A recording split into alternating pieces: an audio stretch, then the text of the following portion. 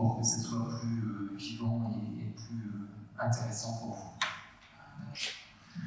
Alors, je suis enseignant et responsable d'un master expographie, muséographie.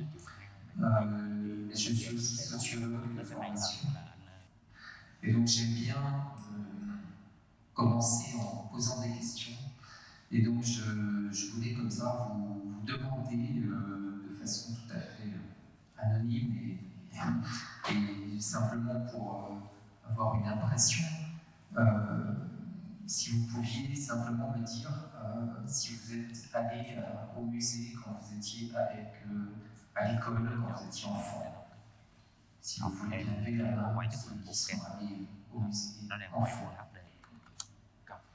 Est-ce que vous êtes allé dans un musée des Beaux-Arts, un musée de sciences?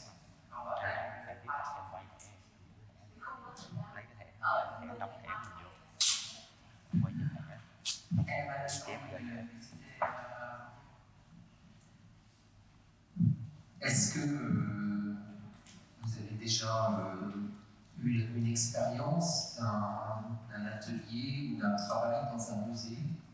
Ok. Et est-ce que vous aimeriez travailler dans un musée?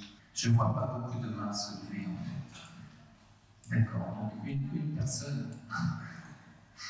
Très bien. Donc j'espère quand même qu'on va vous intéresser en vous parlant de musée. On va en parler pendant 3 jours et finalement on va aussi rappeler que si tous les musées ont des expositions, toutes les expositions n'ont pas lieu dans des musées. Je laisserai les 2 collègues expliquer davantage ce qu'est la muséographie pratique. On va essayer de parler d'un cadre plus global, plus général, et déjà constater que parler de musée, c'est parler de choses très très différentes, très variées. Il y a des musées sur toutes sortes de sujets, mais aussi surtout des expositions sur toutes sortes de sujets. Et ce qui veut dire que s'intéresser à la muséologie, c'est en fait s'intéresser à l'ensemble du monde, l'ensemble des questions qui se posent au monde. Sans ça, que la muséologie est intéressante, c'est que c'est une porte d'entrée, finalement, pour s'intéresser à un sujet, une porte d'entrée sur le monde. Alors j'ai mis une phrase, ce que je disais je vais avancer. J'ai mis une phrase sur cette première diaporama. Vous m'excuserez, j'ai fait un exercice pour que vous puissiez suivre au niveau des titres. C'est de traduire avec le Google Translate. Alors c'est sans doute très mauvais et il y aura peut-être des choses qui vont vous faire rire. Donc le philosophe Adorno, philosophe allemand Adorno, dit cette phrase: il ne s'agit pas de préserver le passé, mais de réaliser ses espérances. C'est-à-dire qu'il s'agit moins de s'intéresser au patrimoine. Il ne s'agit pas de s'intéresser au patrimoine ou au passé de façon fétichiste ou de façon sacrée, mais de s'intéresser au passé pour préparer le présent et l'avenir. C'est d'ailleurs l'origine du musée moderne. Le musée moderne, quand il est créé, quand il est inventé, c'est d'abord pour essayer de préparer la société de demain, la société nouvelle qu'on veut construire entre les hommes. Une société donc qui établit un projet commun. L'idée de la construction d'un commun, d'un espace partagé, finalement, c'est l'idée de faire collectif, d'un projet collectif, d'une volonté de faire société, et donc on est bien dans quelque chose qui est d'abord un espace politique.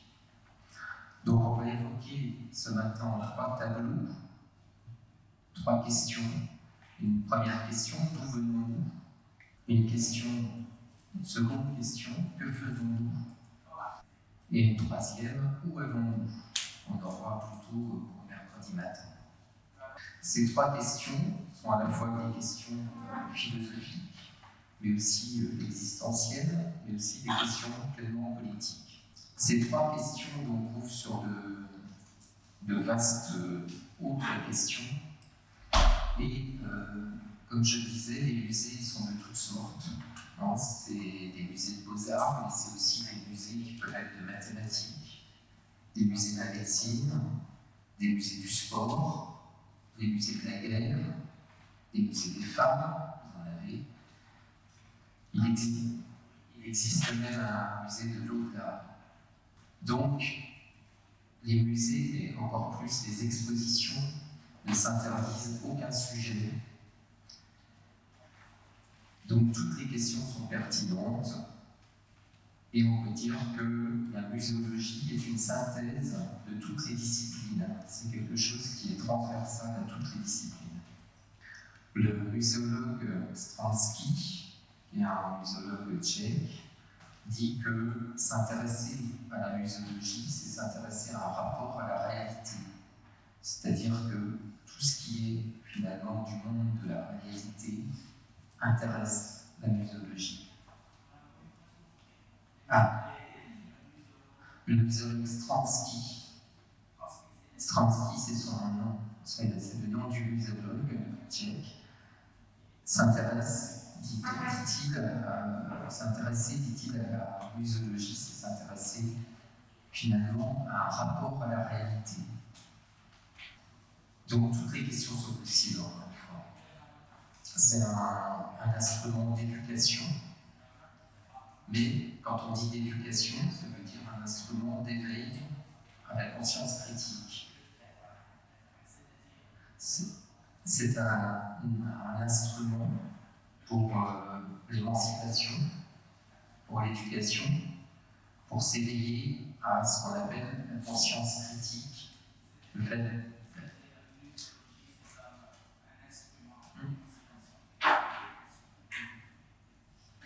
C'est donc très ambitieux comme approche.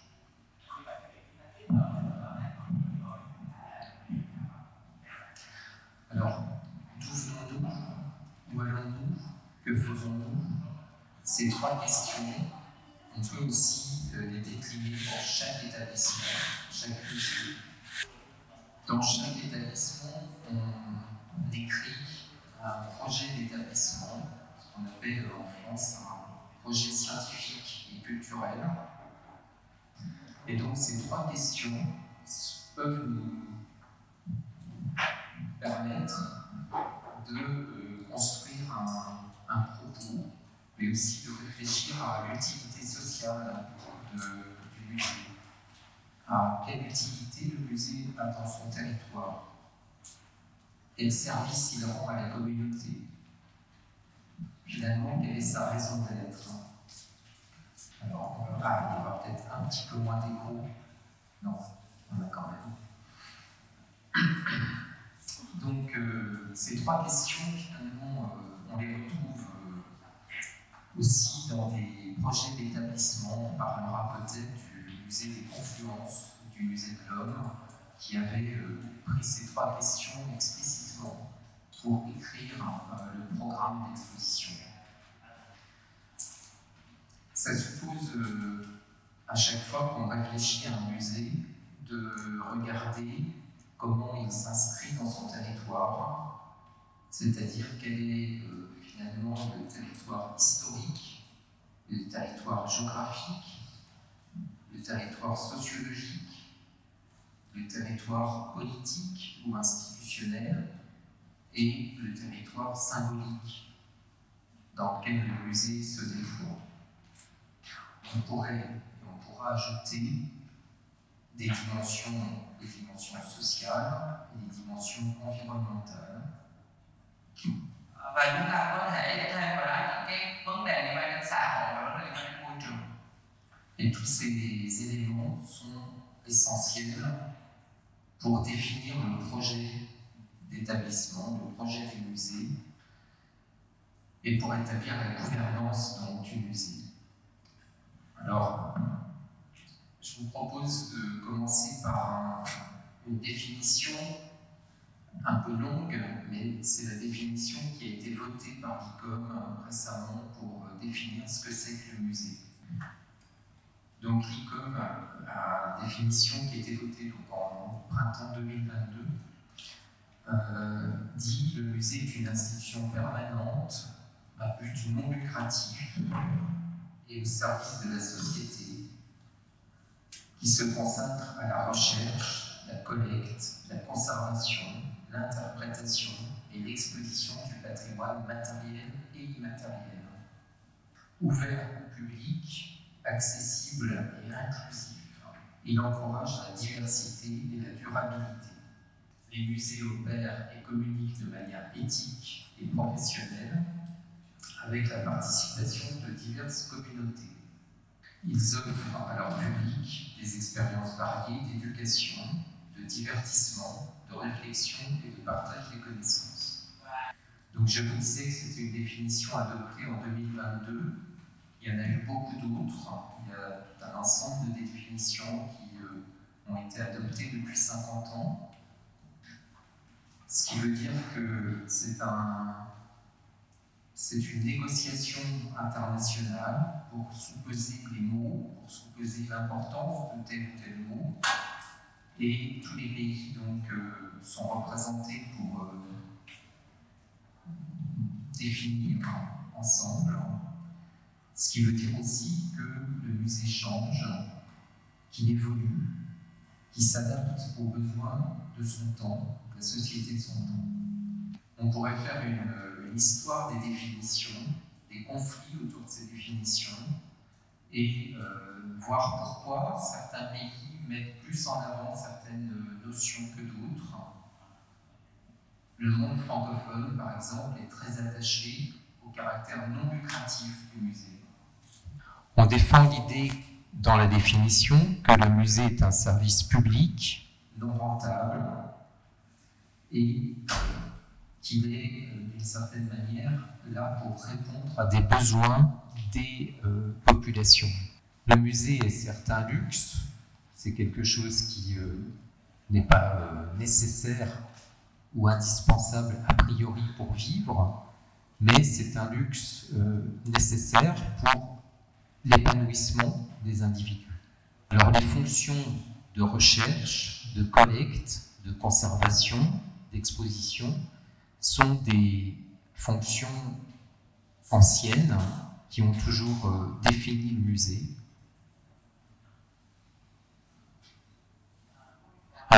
Les fonctions de conservation, de collecte, de recherche, d'exposition ont toujours défini le musée. Elles sont anciennes, caractérisé le musée. Mais il y a des choses plus nouvelles, comme l'idée que l'on préserve le patrimoine immatériel.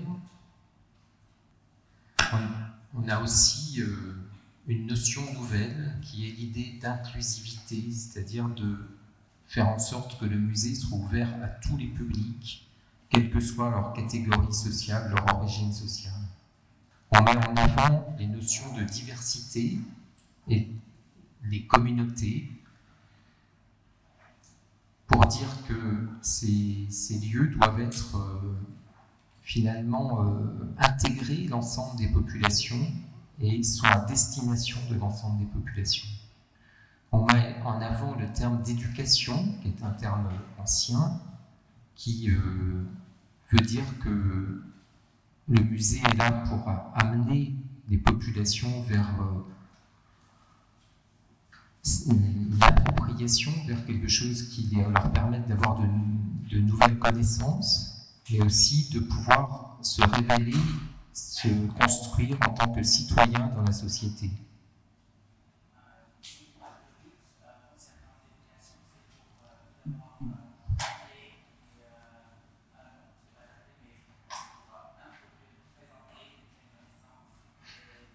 C'est surtout pour que citoyen soit dans un partage avec ses autres concitoyens, c'est-à-dire que le musée soit là pour permettre la vie en collectif, la vie en commun.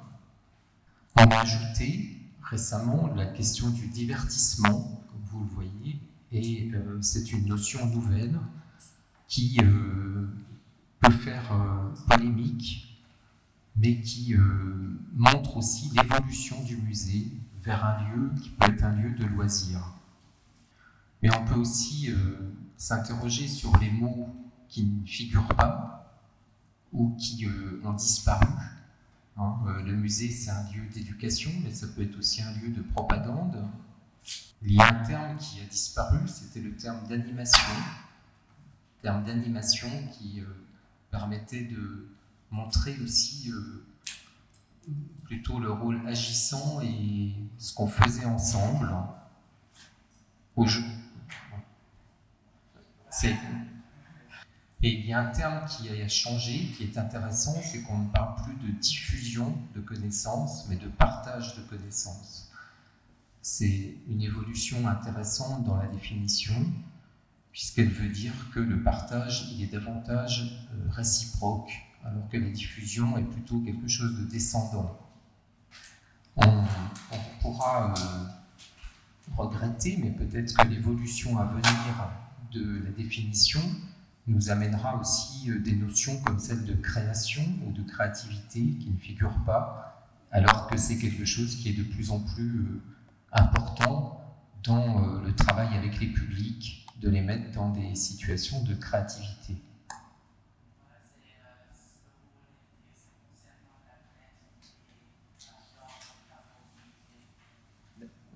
Dans le travail avec le public, il y a de plus en plus de musées qui proposent des ateliers, qui proposent des espaces de créativité, de création, de production. Alors l'exposition, ça constitue la partie la plus visible des fonctions muséales, des fonctions du musée. L'exposition, elle peut donc être permanente ou temporaire, c'est-à-dire être sur des durées plus ou moins longues. L'exposition n'est pas simplement une présentation d'objets ou d'œuvres avec des textes et de l'iconographie. C'est une conception beaucoup plus complexe où interviennent beaucoup d'acteurs, de métiers et qui offre une expérience de visite. Cette expérience de visite convoque l'intellect, mais aussi les sens, les émotions, selon des situations très différentes. À noter qu'il existe des expositions dans bien d'autres lieux que des musées. Ça peut être dans des bibliothèques, ça peut être dans l'espace public, ça peut être dans des lieux publics qui ne sont pas culturels, etc. Là, vous voyez une exposition, j'ai mis en projection le musée des civilisations noires à Dakar, qui est ouvert il n'y a pas très longtemps, et qui présente une exposition de la diapo. C'est là, c'est le musée, je dis quand même ce que je présente en termes de visuel. Donc c'est le musée des civilisations noires à Dakar, et c'est un musée assez récent, finalement, qui là n'est plus proposé par les puissances européennes, mais plutôt financé par la Chine d'ailleurs. C'est pas inintéressant de regarder qui finance les institutions.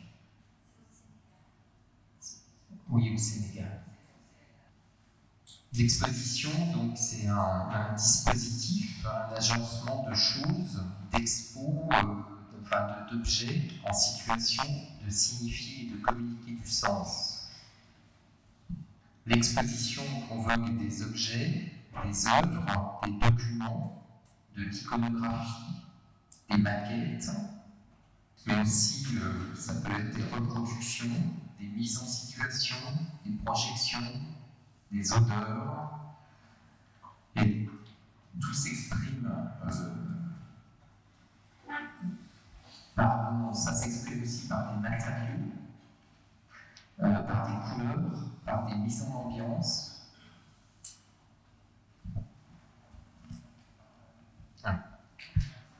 Alors, l'exposition, je le disais, n'est pas simplement des objets et des textes, mais c'est aussi des documents, de l'iconographie, des maquettes, des reproductions, des mises en situation, des projections et même des odeurs.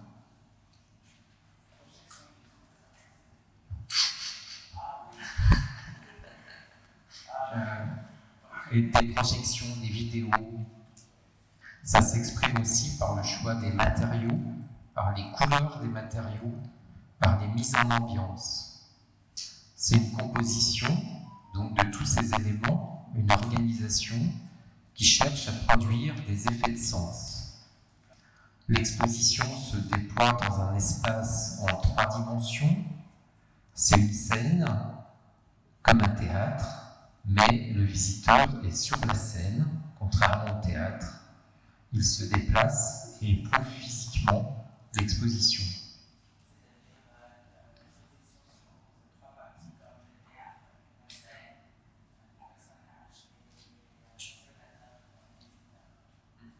Mais le visiteur n'est pas comme au théâtre, il est dans la scène, il se déplace à l'intérieur. C'est-à-dire qu'il éprouve avec son corps, physiquement, l'espace dans lequel il est immergé. Un espace dans lequel il va y avoir l'intention de communiquer un message, de communiquer des expériences et des informations au travers de ces expériences. Et en même temps, il s'agit de rendre les choses accessibles au plus grand nombre, c'est-à-dire il y a une volonté de partager le propos au plus grand nombre, de s'adresser à tous les visiteurs.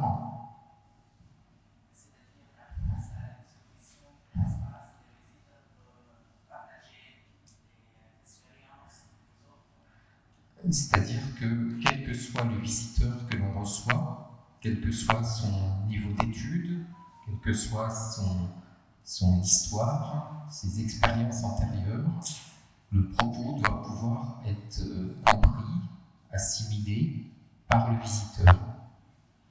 On doit pouvoir intéresser le visiteur, quelles que soient finalement ses caractéristiques, quelles soient ses caractéristiques économiques, sociales, c'est son appartenance culturelle, son niveau d'instruction, qu'il fasse partie de minorités ou de la majorité de la population, qu'il soit en situation de handicap ou pas, quelles que soient ses conditions de visite, finalement, le concepteur d'exposition doit prendre en compte pour s'adresser donc à tous les visiteurs. Donc prendre en compte tous ces éléments, c'est se confronter à une grande complexité. Pour le concepteur de l'exposition, c'est d'essayer donc de produire une exposition qui prenne en compte toute cette complexité. L'exposition possède donc son langage propre, qui n'est porté ni par les objets exposés, ni constitué par les textes qui accompagnent ces objets.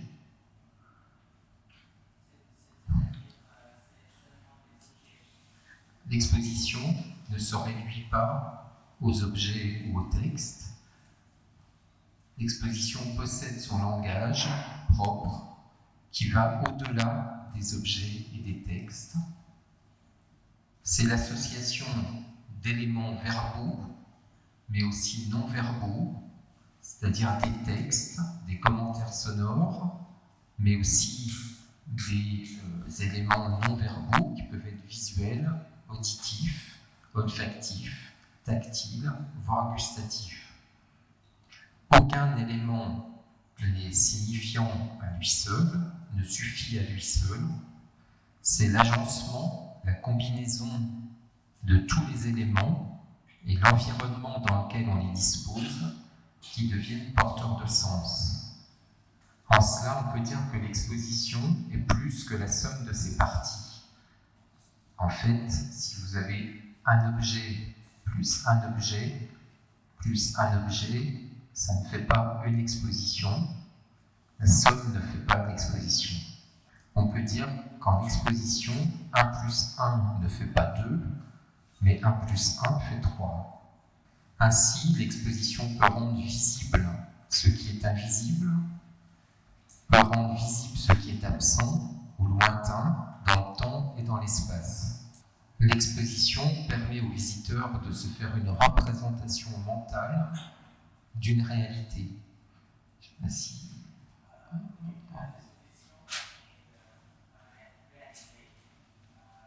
Une représentation mentale, une image.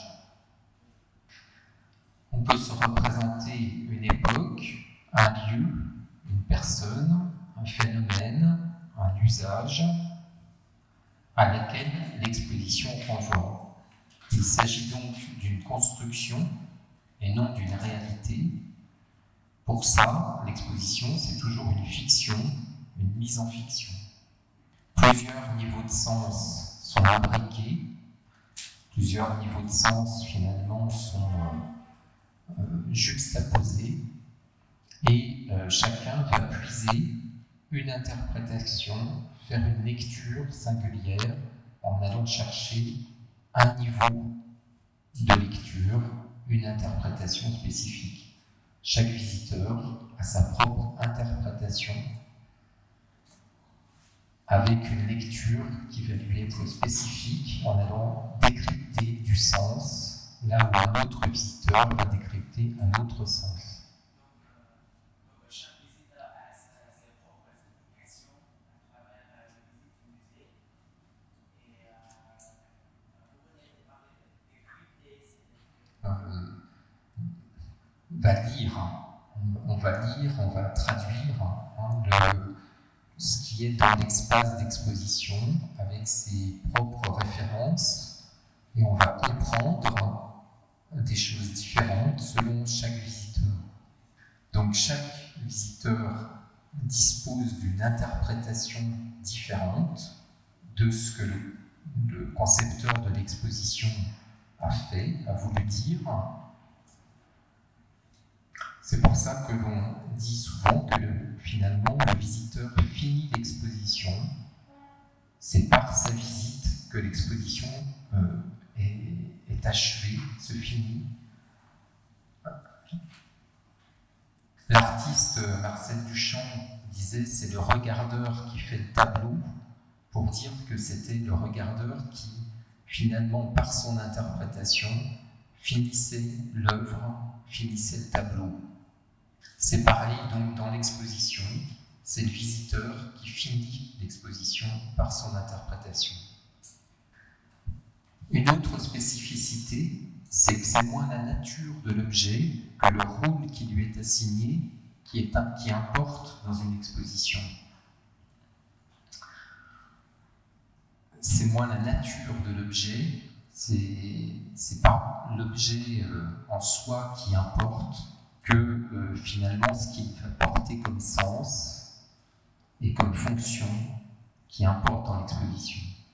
Par exemple, ici vous avez un moule et un gâteau. On va pouvoir mettre un gâteau, un facsimilé, ce qu'on appelle un facsimilé, c'est-à-dire un faux gâteau, dans l'exposition pour faire comprendre ce que c'est qu'un moule à gâteau. C'est-à-dire que c'est l'association du moule et d'un faux gâteau qui permet de donner le sens et de faire comprendre au visiteur la fonction de l'objet. La fonction de l'objet, la fonction du moule à gâteau, c'est de faire des gâteaux.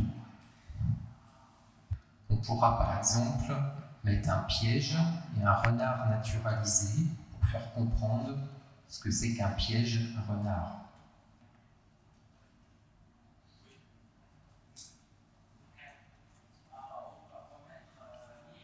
un piège et un renard à fox, ainsi de suite. Les objets donc sont associés, comme on associe des mots, pour construire des phrases, c'est-à-dire qu'avec l'association des objets à l'intérieur de l'exposition, on va pouvoir créer du sens. Donc l'exposition peut être une histoire, un parcours initiatique, un espace de jeu, une leçon, une découverte. Ça peut être l'histoire d'une personne. C'est des propositions à chaque fois différentes. C'est un développement donc de contenu et il y a toutes sortes de possibilités d'exposition plurielles. Pour cette raison, il est très difficile de faire une typologie des expositions sans être ennuyeux. Donc nous pouvons revenir sur une histoire avec quelques jalons, car cette histoire continue à être présente dans les musées aujourd'hui, et donc pour comprendre les musées aujourd'hui, il est intéressant de revenir sur quelques éléments de l'histoire.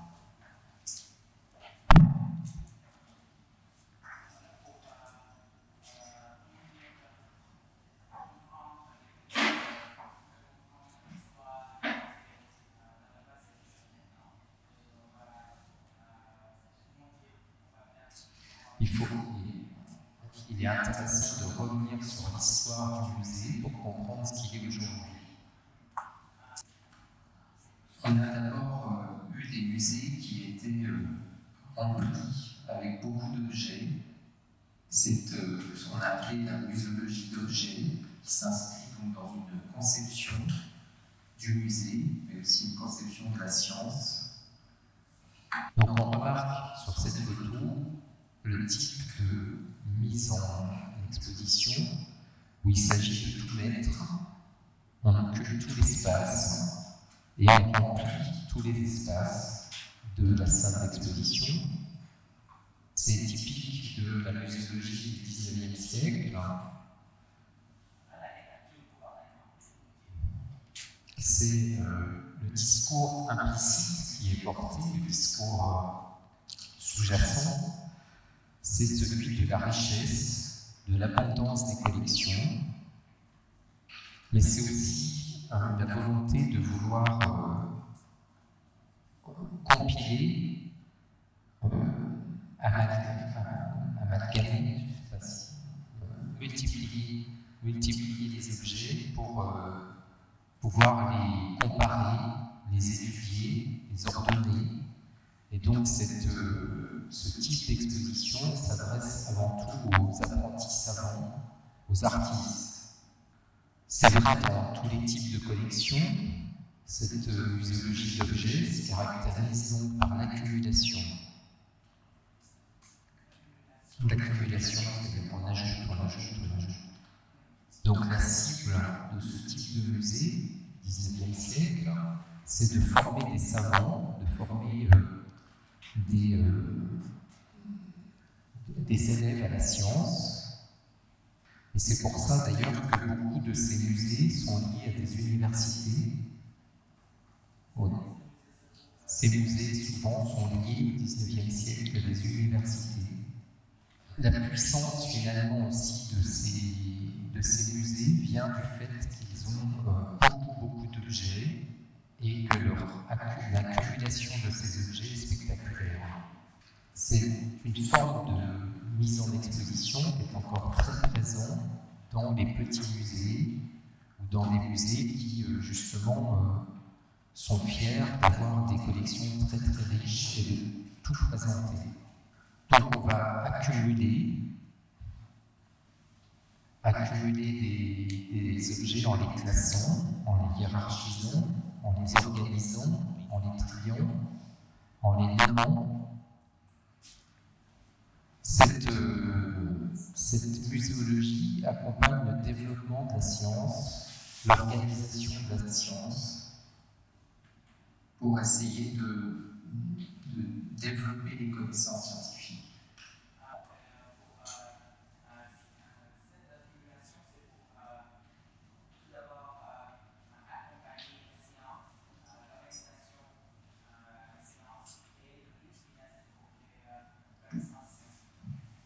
produire la science. Et évidemment, quand on accumule, comme là, beaucoup d'oiseaux dans une vitrine, on dit aussi la richesse de la nature, mais on dit aussi symboliquement le rapt et le pillage que les sciences vont faire sur cette nature.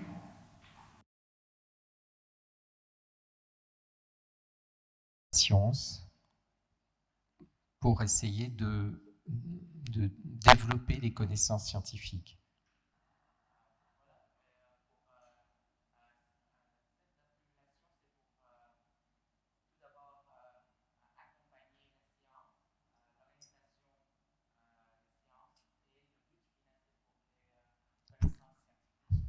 Pour produire la science, ouais.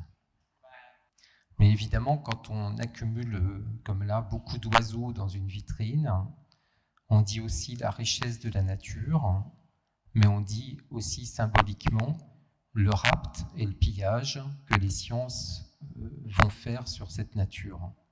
Et transformer les oiseaux sur des vitrines comme ça, transformer les oiseaux sur des vitrines, ça peut montrer la diversité de la nature. Et on va aussi témoigner d'une certaine manière du pillage de cette nature, du vol, de la captation dans cette nature par l'homme.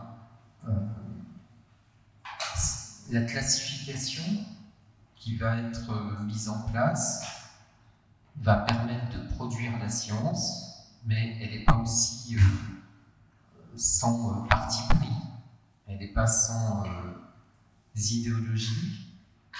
Cette classification, du reste, évolue, change selon les critères du moment. Et donc, c'est une lecture du monde, une interprétation du monde. Ce n'est pas la vérité, c'est une interprétation, une lecture du monde.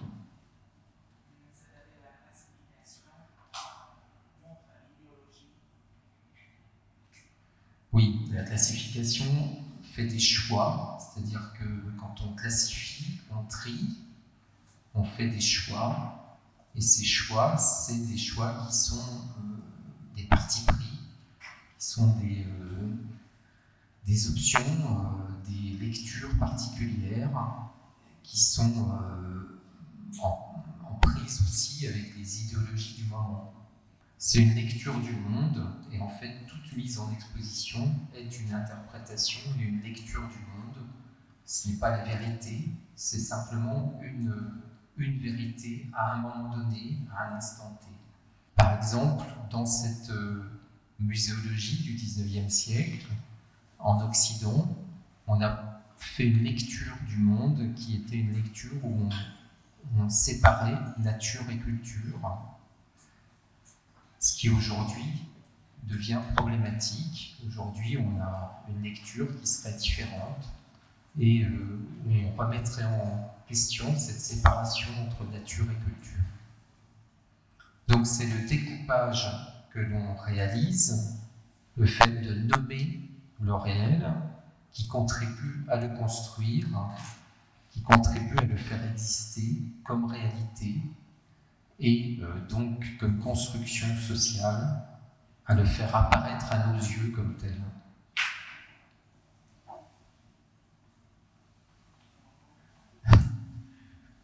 C'est très sociologique ce que je dis en fait, c'est pour ça.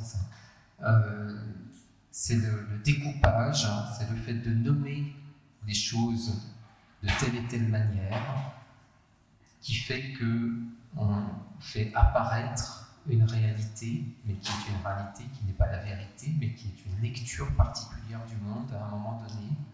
L'exposition sert à faire apparaître une lecture particulière. C'est-à-dire le fait de nommer les objets, c'est pour construire une réalité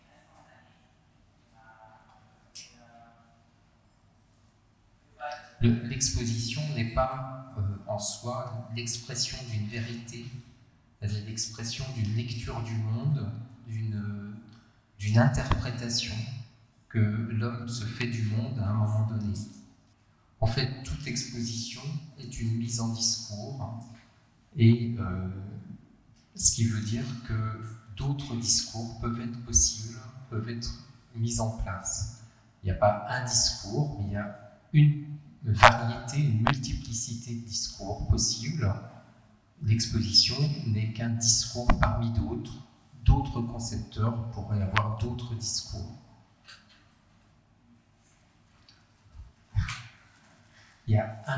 C'est une mise en discours, l'exposition. Donc le concepteur fait un choix de faire une construction, une mise en discours particulière, et un autre concepteur pourrait avoir une autre mise en lecture, une autre interprétation, un autre discours possible.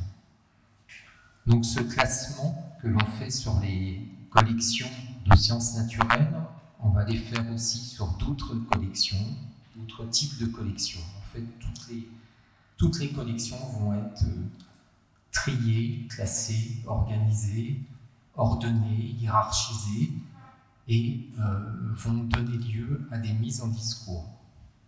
Vous voyez que là, on est passé d'une étape où les coquillages étaient accumulés et identifiés les uns des autres à une mise en organisation où ils sont classés, regroupés par famille, par typologie. Il y a une évocation de cette histoire de la musologie qui passe par l'accumulation et puis ensuite par l'organisation de cette accumulation. Vous avez ici le Muséum de New York avec une présentation de ces collections qui évoque cette histoire. Donc on va faire pareil dans tous les domaines, et y compris les domaines les plus surprenants, comme celui de la médecine, par exemple. Ici, vous avez une classification des maladies de peau, avec des choses assez difficiles à regarder quand vous allez visiter, mais pour dire que tous les domaines de l'existence vont donner lieu à classement, organisation et réflexion, développement de connaissances à partir de ces collections. Une petite précision, ce sont des modèles en cire, donc c'est modelé, ce ne sont pas des visages réels. Cette frénésie du classement, cette obsession du classement au XIXe siècle, elle va être sur tous les domaines, je vous disais, et y compris sur les races humaines, en essayant de classer les races et les différentes typologies, morphologies de l'humanité.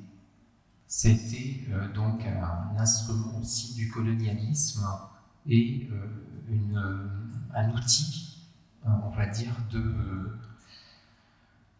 de rapport, de compréhension, en tout cas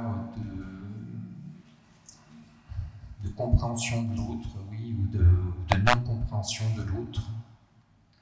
Mais le musée a été donc un agent de recherche, de diffusion, de compréhension, de socialisation, d'éducation aux sciences, mais aussi au colonialisme, au nationalisme.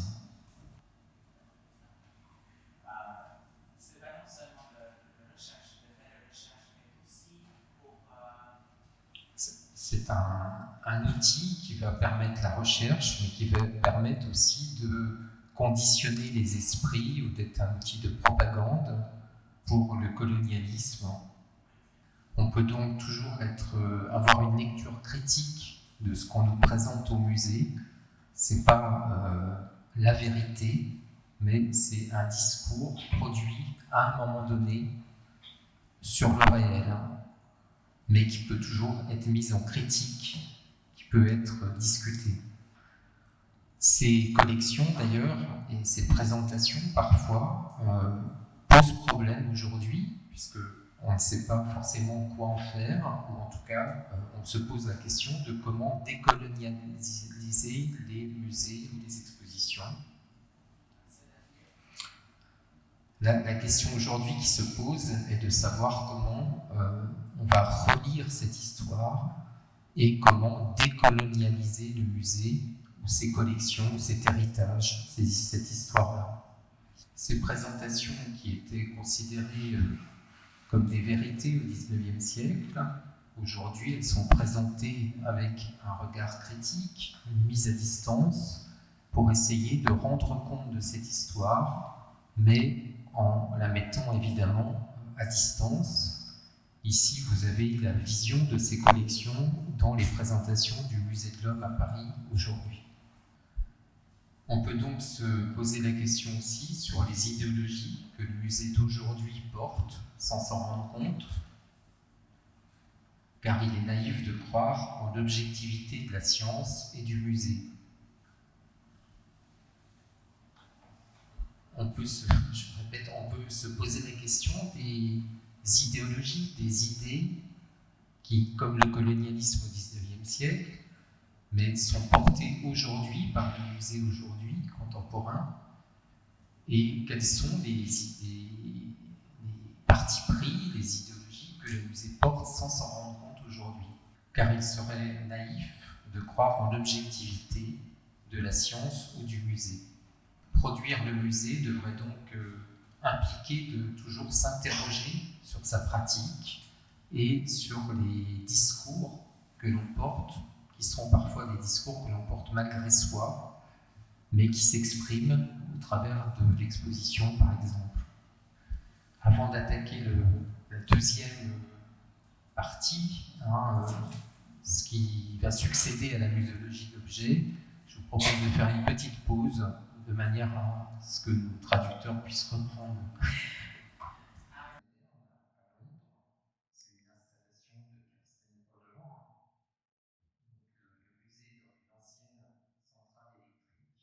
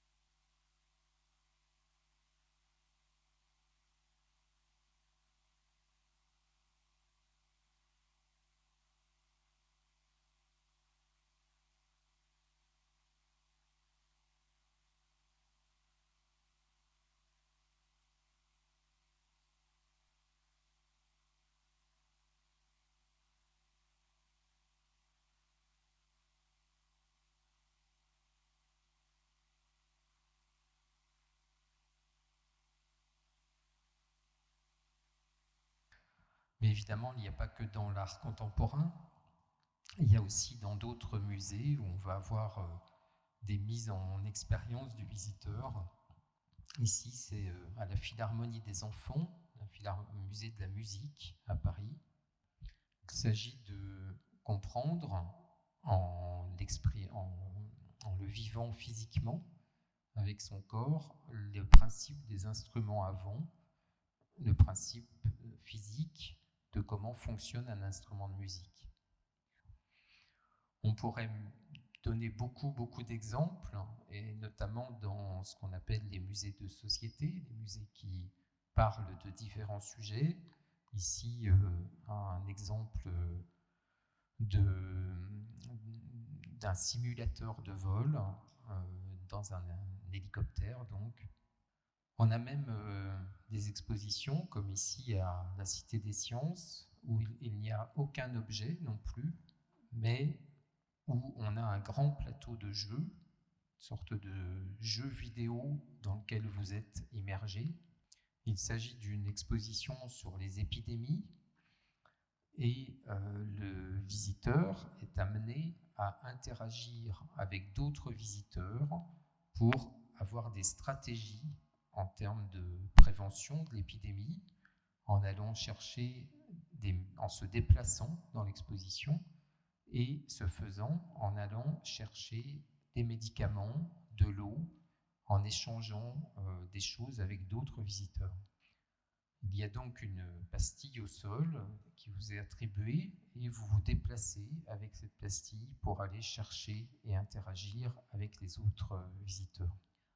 Évidemment, c'est une exposition qui recourt à beaucoup de technologies et c'est évidemment une exposition qui peut être très fragile en maintenance. Il faut que tout fonctionne pour que le visiteur y trouve son compte. Dans un tout autre registre, on a depuis une petite dizaine d'années redécouvert des notions qui étaient courantes dans les années 70 avec l'implication des visiteurs dans des dispositifs. Le modèle d'Internet et des formats contributifs sur Internet a été sans doute une source d'inspiration, mais c'est aussi l'exigence de démocratie culturelle, de valorisation de la diversité culturelle, des droits de la personne, qui ont des effets pour mettre en avant des logiques participatives. Cela s'exprime tant dans les sciences, on dit les sciences participatives, que dans l'art, on parle d'esthétique relationnelle, ou dans les approches citoyennes avec les comités de visiteurs. Par exemple, une exposition sur la danse à Düsseldorf en Allemagne, où les visiteurs sont amenés à expérimenter des propositions, et s'ils ne les expérimentent pas, il n'y a pas d'œuvre, pas d'exposition. Il y a beaucoup d'expositions aussi où l'on demande aux visiteurs de voter, de donner leur avis, voire on leur propose d'interagir, de poster des commentaires, voire de commenter les commentaires des autres visiteurs. Les démarches aussi peuvent être dans ce qu'on appelle les sciences participatives, c'est-à-dire qu'on demande au public, y compris hors les murs du musée, d'apporter des informations. Une expérience ancienne avait été conduite par l'Insectarium de Montréal, qui consistait à proposer au public de repérer une espèce de papillon bien particulière, et dès que les gens voyaient cette espèce de papillon dans leur jardin, à côté de chez eux, ils venaient le signaler au musée. Ainsi, cette collecte d'informations apportée par les visiteurs, par les citoyens d'ailleurs, pas forcément des visiteurs, va permettre aux scientifiques d'avoir une masse de données, d'informations qu'ils ne pourraient pas compiler eux-mêmes. C'est-à-dire que la personne va devenir un contributeur pour la production scientifique et va on va transformer d'une certaine manière les citoyens en contributeurs scientifiques pour produire de la connaissance. Et bien sûr, quand les gens ont participé à ce type de dispositif, ils vont être sensibilisés ensuite pour la préservation de cette espèce de papillon, mais aussi ils vont être réceptifs quand le musée va faire une exposition sur les résultats collectés et sur ce qu'on peut dire scientifiquement de ces papillons. Donc la démarche finalement qui vise à impliquer les gens et à les mettre dans une situation d'action va avoir un effet important sur leur capacité de s'approprier, de recevoir l'information. Beaucoup de musées de la nature mettent comme ça en place des dispositifs pour comptabiliser des espèces. C'est le cas par exemple d'Océanopolis à Brest en France qui va proposer de comptabiliser lors des sorties en mer des espèces rencontrées par les plaisanciers et par les gens qui vont faire du bateau. Mais ça peut être le cas aussi d'un musée d'ethnographie qui va mettre ses collections sur Internet, tous ces objets sur Internet, et qui va demander aux gens de documenter ces objets, de raconter éventuellement des histoires autour de ces objets, de pouvoir les donner de l'information quand ils en ont. C'était le cas aussi d'un musée d'histoire qui a mis en ligne des collections de photographies de la Seconde Guerre mondiale. Et ce musée d'histoire avait tout un ensemble de photographies non documentées. Ils ne savaient pas où les photos avaient été prises, qui était sur les photos, quel bâtiment était représenté. Et toutes ces informations auraient coûté très très cher de le faire faire par des chercheurs qui auraient été un peu partout sur le terrain pour essayer de repérer où avaient été prises ces photographies. Et donc ces photographies ont pu être documentées en les mettant en ligne avec des gens qui ont reconnu leur village, qui ont reconnu des personnes sur les photographies et qui ont pu apporter des informations dont le musée ne disposait pas. Donc faire le pari que les visiteurs savent des choses, connaissent des choses et qu'ils peuvent nous aider et pas simplement être des réceptacles passifs, des réceptacles, ça va. Capacité de recevoir. Être simplement des caisses d'enregistrement de l'information qu'on leur donne, mais qu'ils peuvent être aussi producteurs d'informations, producteurs de savoir et de connaissances. Autre exemple, le Palais des Beaux-Arts de Lille a ainsi appelé aussi à des collectes de photographies d'exposition par les visiteurs. Les visiteurs avaient des photographies chez eux. Et donc, on a pu documenter les salles du musée, documenter son histoire, ses transformations, ses évolutions, grâce aux photographies que les visiteurs ont apportées. Donc, on a un modèle qui passe d'un temps où on a une exposition qui agit sur le visiteur et qui produit une expérience, à un second modèle où c'est le visiteur qui s'adonne à l'expérience qui, en se faisant, produit l'exposition. Si on résume un petit peu ce que j'ai essayé de vous dire sur cette matinée, on peut dire qu'au XIXe siècle, on a un modèle qui est plutôt le musée comme producteur de savoir, qui s'adresse à des savants, Thì để tóm tắt lại những gì mà tôi nói trong buổi sáng ngày hôm nay thì chúng ta có thể chia nó ra làm nhiều thời kỳ. Thời kỳ thứ nhất là ở thế kỷ 19. Au milieu du XXe siècle, on est plutôt sur un musée qui est diffuseur de savoir et qui s'adresse à des scolaires.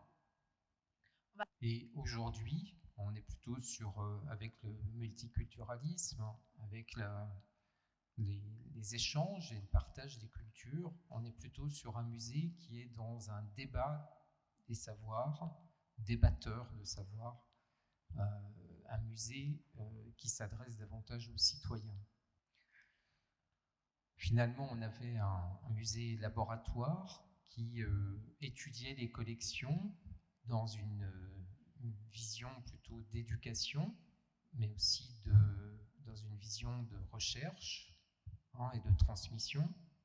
On est passé à un musée diffuseur de savoir qui visait à faire découvrir, à porter de l'information, à s'ouvrir à la connaissance, ouvrir à la connaissance les publics, et qui passait par des explications, une volonté de transmettre, et ça passait par ce qu'on appelle des médiations, c'est-à-dire des outils pour diffuser ces savoirs. Les modèles plus récents, dans ce qu'on a appelé la nouvelle muséologie, il s'agit davantage de faire en sorte que les gens puissent s'épanouir, puissent s'ouvrir aux autres, à l'altérité, qu'ils puissent s'approprier d'une certaine manière la culture, mais aussi la partager. Et on est plutôt sur l'idée d'échange, de participation, mais aussi de production ou de création. Enfin, dans le modèle dans lequel nous sommes actuellement, de plus en plus, c'est un modèle de participation. On parle de musée forum, ou de musée qui permet le débat, qui permet de prendre la parole, de prendre position et d'être dans, on va dire, la confrontation ou dans en tout cas l'échange et le débat. Và ở trong cái giai đoạn cuối cùng là gần như là giai đoạn hiện nay. Et pour ce qui est de que faisons-nous aujourd'hui, je vous propose d'en parler mercredi matin et de nous arrêter là pour aller déjeuner, pour cette pause déjeuner. Merci pour la traduction. Cette muséologie se caractérise par la volonté de transmettre, mais au risque de devenir une école KISS, une seconde école, avec des leçons didactiques assez comme des leçons. L'organisation d'expositions est pensée selon une rationalité et on va parler de muséologie scientifique. Deux personnalités vont être marquantes de cette époque de muséologie, Georges-Henri Rivière, qui est le premier directeur de l'ICOM, et Jean Gabu, qui est son homologue, l'équivalent en Suisse. Jean Gabu. Georges-Henri Rivière est directeur de l'ICOM, le premier directeur de l'ICOM, et il va avoir une influence internationale se faisant pour exporter la muséologie de cette époque. Georges-Henri Rivière va développer une muséographie épurée avec peu d'objets. Vous voyez qu'on n'est plus dans les représentations de tout à l'heure avec beaucoup d'objets, mais ces objets sont minutieusement choisis, classés, sélectionnés pour être présentés dans un ordre logique. Par exemple, on va classer les objets pour évoquer les rituels et les rites de passage, comme disent les ethnologues, les moments, les séquences de la vie. Ici, vous avez une vitrine qu'on appelle du berceau à la tombe, puisqu'elle commence par un berceau, la naissance de l'enfant, et les objets marquent les différentes étapes de la vie avec le mariage, la robe de fête, jusqu'à la tombe, finalement, ces objets vont ponctuer et donc raconter l'histoire de la personne. À la même époque, et notamment sous l'influence de l'UNESCO, le musée se tourne massivement vers des publics scolaires. Auparavant, on était plutôt à un public qui était celui des apprentis savants, des jeunes scientifiques, des jeunes artistes pour les musées d'art. Là, le musée, à partir des années 50, va devenir surtout un musée pour les scolaires. Il y a le développement de ce qu'on appelle les activités pédagogiques, et ces pédagogies évoluent d'ailleurs pour s'adapter de plus en plus à l'accueil de ces scolaires et de trouver des techniques d'éducation et de diffusion de ces connaissances pour ces scolaires. Les activités vont se multiplier, des métiers apparaissent. Et le risque, c'est que le musée se transforme en une seconde école et perde sa dimension conviviale, sa dimension de ludique ou de partage pour être un lieu finalement exclusivement d'apprentissage scolaire. Alors, du côté de l'exposition, on va avoir le développement d'une logique de programme pour concevoir l'exposition, c'est-à-dire par le fait d'expliciter un discours, de décrire ce qu'on appelle un programme muséographique. On va construire des séquences, des chapitres dans l'histoire que l'on raconte, mais ce sera expliqué par mes collègues dans l'après-midi. Mais le musée, c'est aussi un vecteur de communication. Dans les années 70, on va avoir une muséologie nouvelle qui invite à s'adresser à l'homme tout entier, et pas seulement à l'intellectuel, à l'intellect, mais aussi aux sens, aux émotions. Et surtout, le public devient central. C'est vraiment l'objet, le destinataire qui va être le plus important dans la démarche de la mise en exposition. Et surtout, ce principe de communication veut dire que le dialogue, la parole va dans les deux sens. Ce n'est pas simplement une parole descendante du concepteur vers le visiteur, mais ça peut être un dialogue, c'est-à-dire un aller-retour. On écoute aussi ce que le visiteur a à dire sur l'exposition ou sur le sujet. Et on va sortir de l'idée, on va abandonner l'idée qu'on tient un discours objectif et on va reconnaître la possibilité de soutenir une thèse, de développer des points de vue subjectifs dans l'exposition. Sur le plan des théories de l'information-communication, on a quelqu'un comme Marshall McLuhan, qui va être un auteur important des années 70 et qui va, d'une certaine manière, permettre de réfléchir aux outils de communication. Et il y aura Jean Davalon qui va parler pour le musée d'une entrée dans l'ère communicationnelle du musée. Il y aurait beaucoup d'autres influences qu'il faudrait développer, mais on va retenir ces deux-là. Et si on rentre dans une muséologie qui affirme que faire une exposition, c'est raconter une histoire, la muséologie québécoise va être très influente à cette époque-là pour dire ce qu'on dirait aujourd'hui de storytelling. Dans les années 90, c'est aussi le développement de l'interactivité, c'est-à-dire de mise en situation où les visiteurs vont manipuler, réaliser des petites expériences, faire des choses par eux-mêmes au sein de l'exposition. On va développer des ambiances qui mettent le visiteur au centre pour le faire explorer à partir de son corps Le scénographe Adrien Gardère parle de la danse du visiteur quand il explore ou quand il visite une exposition.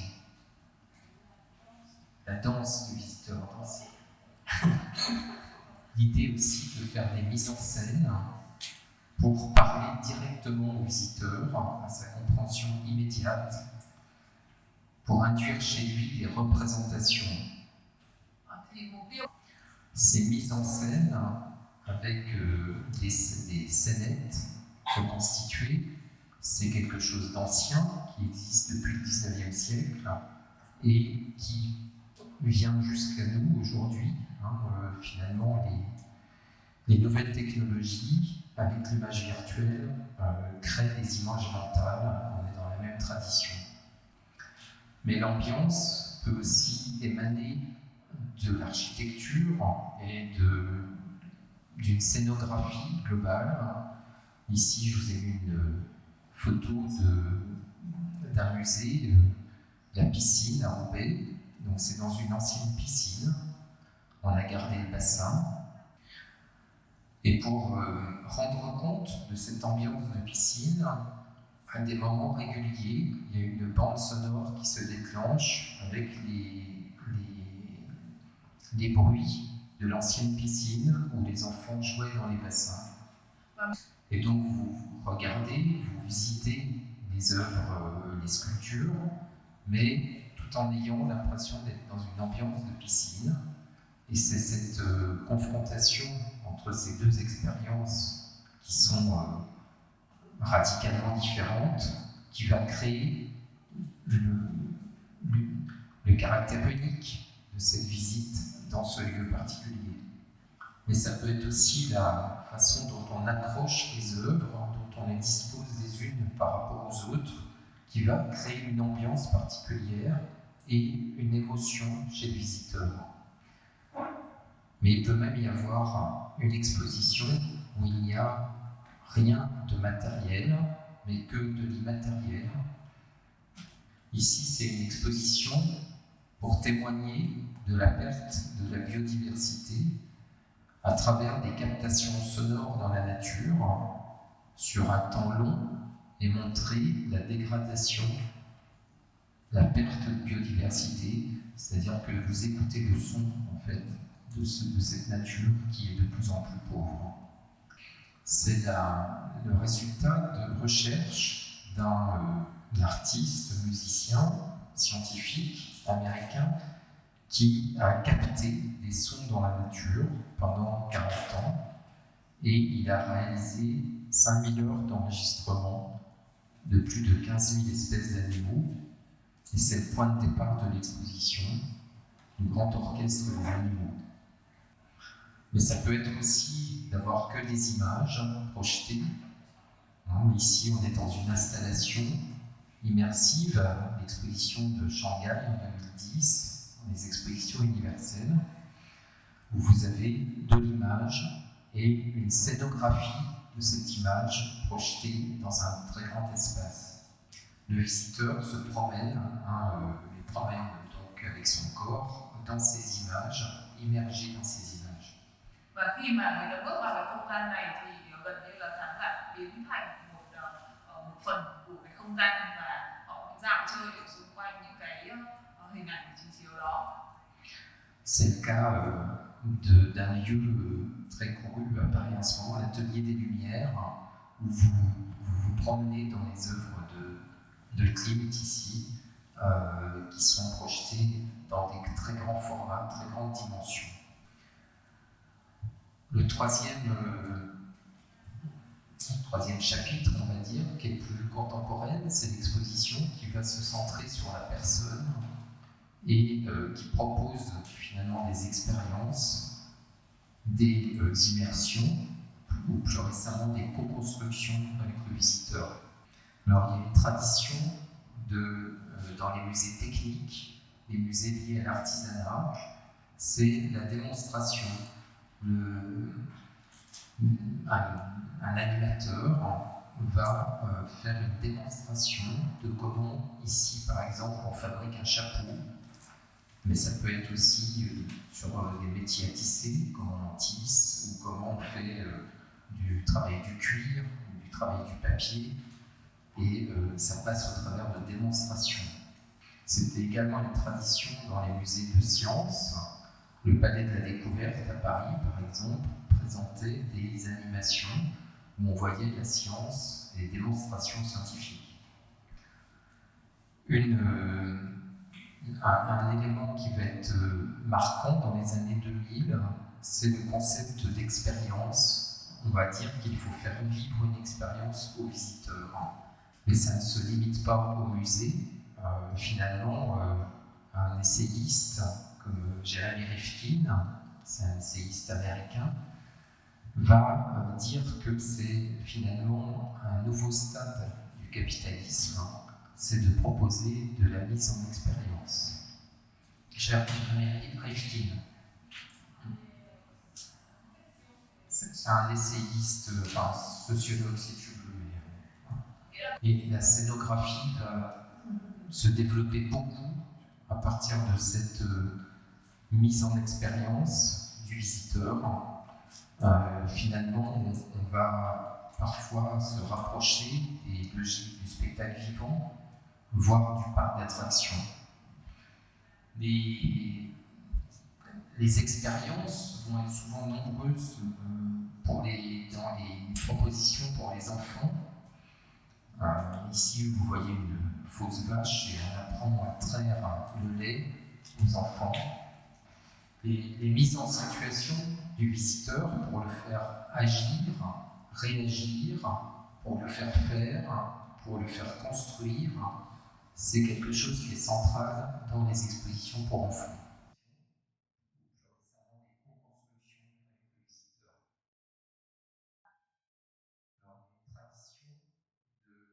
Dans les musées techniques, les musées liés à l'artisanat, c'est la démonstration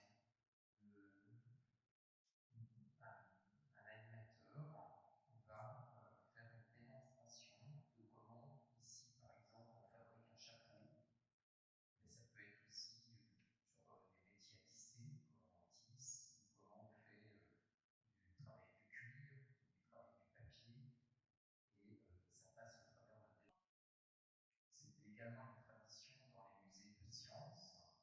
Le Palais de la Découverte à Paris, par exemple, présentait des animations où on voyait la science, des démonstrations scientifiques. Un élément qui va être marquant dans les années 2000, c'est le concept d'expérience. On va dire qu'il faut faire vivre une expérience aux visiteurs. Mais ça ne se limite pas au musée. Finalement, un essayiste comme Jeremy Rifkin, c'est un essayiste américain, va dire que c'est finalement un nouveau stade du capitalisme, c'est de proposer de la mise en expérience.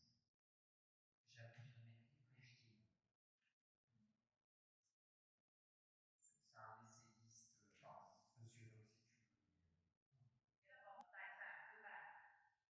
Et la scénographie va se développer beaucoup à partir de cette mise en expérience du visiteur. Finalement, on va parfois se rapprocher des logiques du spectacle vivant, voire du parc d'attractions. Les expériences vont être souvent nombreuses dans les propositions pour les enfants. Ici, vous voyez une fausse vache et on apprend à traire le lait aux enfants. Les mises en situation du visiteur pour le faire agir, réagir, pour le faire faire, pour le faire construire, c'est quelque chose qui est central dans les expositions pour enfants. Mais pas seulement pour les enfants, les adultes aussi, de plus en plus, peut-être les grands-enfants. Mais ce n'est pas simplement un effet de mode, c'est peut-être aussi parce qu'on pense qu'on apprend mieux quand on met les gens dans une situation de pratique, de réalisation, de réaliser des choses plutôt que de les regarder. On va voir se développer donc, des pédagogies qui sont davantage centrées personnes davantage que sur les savoirs. Il y a beaucoup d'autres exemples de l'expérientiel, ce qu'on appelle l'expérientiel, et notamment en art contemporain. Parfois,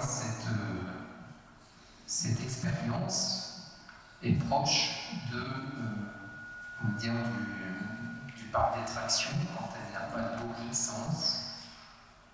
Là, vous avez à gauche des toboggans dans la tête moderne à Londres. C'est une installation de Kirsten Holler. Donc le musée est dans une ancienne centrale électrique et le musée est spécialisé dans ces grandes installations qui sont des installations dans lesquelles le visiteur va interagir. Ici, il va prendre des toboggans. Dans l'autre image, vous voyez une exposition interactive. Le visiteur danse et se voit transformé dans l'œuvre des artistes. Il y a, comme je le disais, plus ou moins de cohérence dans les démarches. Ici, par exemple, c'est une œuvre de Thomas Saraceno, dans lequel finalement on est sur un filet qui est dans le nef du musée, avec un vide en dessous. Et le visiteur se promène en fait sur ce filet. Et c'est une expérience évidemment forte, impressionnante, mais qui a du sens parce que cet artiste travaille sur les araignées habituellement. Dans cette autre œuvre de Pierre Ardouin, c'est une auto-tamponneuse qui inverse les mouvements. Et donc, quand vous tournez à droite, ça tourne à gauche. C'est pour déstabiliser le visiteur, enfin le conducteur là en l'occurrence. Và ở đây thì chúng ta thấy một tác phẩm của nghệ sĩ Pierre Ardouin, thì anh này đã tạo ra một cái tác phẩm nghệ thuật trông nó như là một cái trò chơi đua xe mà chúng ta thấy ở công viên thôi. Nhưng mà điểm đặc biệt của nó là gì? Là khi người ta bước vào, người ta lái xe thì tất cả những cái phương hướng nó đều bị đảo ngược. Tức là khi mà người ta quay vô lăng sang trái thì xe nó sẽ chạy sang bên phải, thì nó tạo ra cho người chơi một cái trải nghiệm nó rất là kỳ quặc, nó tạo ra cái sự tò mò và phấn khích nhất định.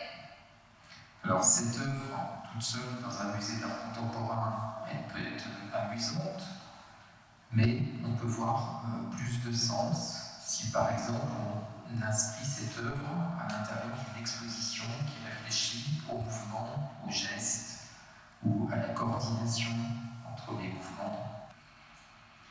Dans cette œuvre de Céleste Boursier-Mougenot au Palais de Tokyo, il s'agit de rendre compte des mouvements de la Coalta à Venise et de se balader donc en bateau à l'intérieur du musée qui est rempli d'eau. Vous voyez qu'il n'y a pas de limite à la mise en exposition. Il y a même des expositions, comme celle-ci au Palais de Tokyo, dans une œuvre de Loris Gréau, où il s'agit de faire du paintball à l'intérieur de l'espace d'exposition. Mais évidemment, il n'y a pas que dans l'art contemporain. Il y a aussi dans d'autres musées où on va avoir des mises en expérience du visiteur. Ici, c'est à la Philharmonie des enfants, le musée de la musique à Paris. Il s'agit de comprendre en le vivant physiquement avec son corps le principe des instruments avant, le principe physique de comment fonctionne un instrument de musique. Thì On pourrait donner beaucoup d'exemples, et notamment dans ce qu'on appelle les musées de société, les musées qui parlent de différents sujets. Ici, un exemple d'un simulateur de vol dans un hélicoptère. Donc. On a même des expositions, comme ici à la Cité des Sciences, où il n'y a aucun objet non plus, mais où on a un grand plateau de jeu, une sorte de jeu vidéo dans lequel vous êtes immergé. Il s'agit d'une exposition sur les épidémies et le visiteur est amené à interagir avec d'autres visiteurs pour avoir des stratégies en termes de prévention de l'épidémie, en allant chercher, en se déplaçant dans l'exposition, et ce faisant, en allant chercher des médicaments, de l'eau, en échangeant des choses avec d'autres visiteurs. Évidemment, c'est une exposition qui recourt à beaucoup de technologies et c'est évidemment une exposition qui peut être très fragile en maintenance. Il faut que tout fonctionne pour que le visiteur y trouve son compte. Dans un tout autre registre, on a depuis une petite dizaine d'années redécouvert des notions qui étaient courantes dans les années 70 avec l'implication des visiteurs dans des dispositifs. Le modèle d'Internet et des formats contributifs sur Internet a été sans doute une source d'inspiration. Cela s'exprime tant dans les sciences, on dit les sciences participatives, que dans l'art, on parle d'esthétique relationnelle, ou dans les approches citoyennes avec les comités visiteurs. Par exemple, une exposition sur la danse à Düsseldorf en Allemagne, où les visiteurs sont amenés à expérimenter des propositions, et s'ils ne les expérimentent pas, il n'y a pas d'œuvre, pas d'exposition. Il y a beaucoup d'expositions aussi où l'on demande aux visiteurs de voter, de donner leur avis, voire on leur propose d'interagir, de poster des commentaires, voire de commenter les commentaires des autres visiteurs. Les démarches aussi peuvent être dans ce qu'on appelle les sciences participatives, c'est-à-dire qu'on demande au public, y compris hors les murs du musée, d'apporter des informations. Une expérience ancienne avait été conduite par l'insectarium de Montréal, qui consistait à proposer au public de repérer une espèce de papillon bien particulière, et dès que les gens voyaient cette espèce de papillon dans leur jardin, à côté de chez eux, ils venaient le signaler au musée. Ainsi, cette collecte d'informations apportée par les visiteurs, par les citoyens d'ailleurs, pas forcément des visiteurs, va permettre aux scientifiques d'avoir une masse de données, d'informations qu'ils ne pourraient pas compiler eux-mêmes. C'est-à-dire que la personne va devenir un contributeur pour la production scientifique et on va transformer d'une certaine manière les citoyens en contributeurs scientifiques pour produire de la connaissance. Et bien sûr, quand les gens vont participer à ce type de dispositif, ils vont être sensibilisés ensuite pour la préservation de cette espèce de papillon, mais aussi ils vont être réceptifs quand le musée va faire une exposition sur les résultats collectés et sur ce qu'on peut dire scientifiquement de ces papillons. Donc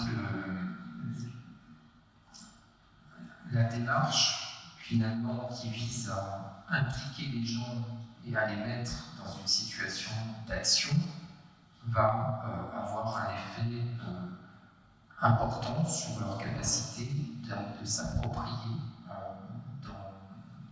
de recevoir l'information. Beaucoup de musées de la nature mettent comme ça en place des dispositifs pour comptabiliser des espèces. C'est le cas par exemple de Céanopolis à Brest, en France, qui va proposer de comptabiliser lors des sorties en mer des espèces rencontrées par les plaisanciers et par les gens qui vont faire du bateau.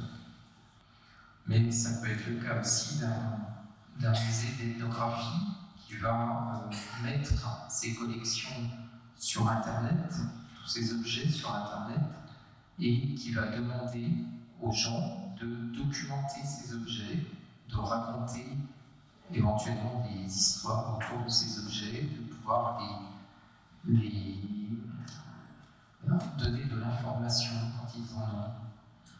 C'était le cas aussi d'un musée d'histoire qui a mis en ligne des collections de photographies de la Seconde Guerre mondiale.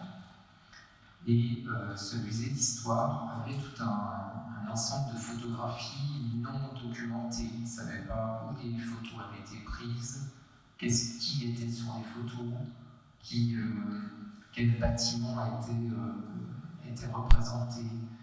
Et toutes ces informations auraient coûté très très cher d'aller, de les faire faire par des chercheurs qui auraient été un peu partout sur le terrain pour essayer de repérer où avaient été prises ces photographies.